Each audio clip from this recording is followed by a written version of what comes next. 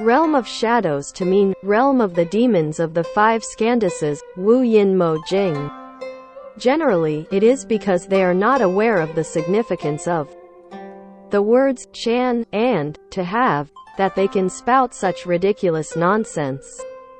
How could it be that 9 out of 10 people who had achieved a great awakening would take the wrong road, that is, follow along behind the demons of the five skandhas, grasping at them and losing their right minds? And has piled up the seeds of pride through blind practice. If one heaps such accusations upon someone who is greatly and thoroughly awakened, now, to grasp at demons and lose one's right mind means that one does not know the doctrines and principle, does not see clearly into one's own mind. Would that not mean that he could not tell good from bad? This is an important point, and we cannot keep it out of the debate. As to the verse, lacking both Chan and the Pure Land, it will be the iron beds and bronze pillars of hell for 10,000 kalpas and 1,000 lifetimes, with no one to turn to. This refers to those who lack both Chan and Pure Land practice, and who immerse themselves in creating karma without cultivating good. They are in grave error. Now, the teachings have innumerable entrances, but only those of Chan and the Pure Land coincide most with people's capacities.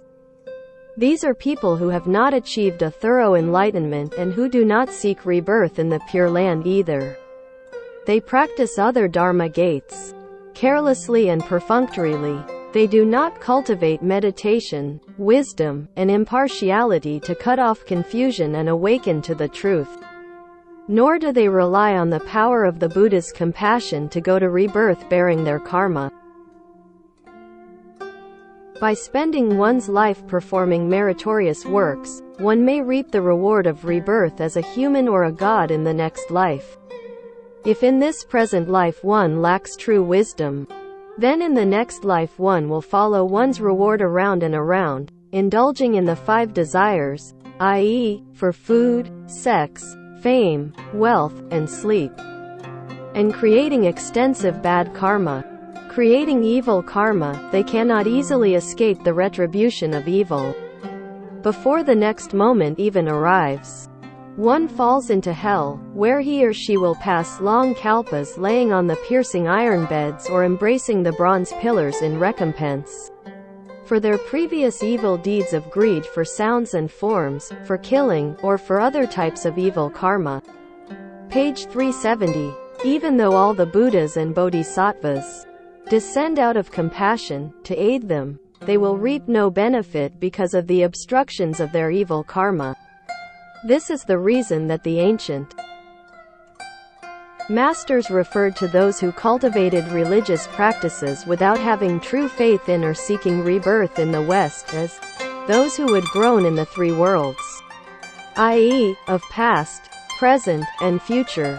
Because of religious practices done in the present life, one will reap good fortune in the next. Then, relying on that good fortune, one will proceed to do evil, and will then fall. One may enjoy some temporary pleasure in this life, but suffering is handed down through long kalpas. Once the karma that landed one in hell is used up, one then proceeds to rebirth as a hungry ghost or an animal. If one wants to come back in a human birth, that is the most difficult of all. Thus, the Buddha picked up a handful of earth and said to his disciple Ananda, "Is the dirt in my hand greater, or is the whole earth greater?" Ananda answered, "The dirt of the whole earth is greater." The Buddha said, "Those who attain a human rebirth are like the dirt in my hand, while those who lose it are like the whole earth." The phrase, "for 10,000 kalpas and 1,000 rebirths with no one to turn to," is a simpler way of expressing this same idea. All the gates of teaching rely exclusively on self-power for success. But the Pure Land teaching gate relies exclusively on the power of Amitabha, Buddha. The practices of all other teaching gates take one to liberation from birth and death. Only if one thoroughly purifies all past karma, The Pure Land Teaching Gate allows one to attain to the stream of holiness while still bearing all of one's karma.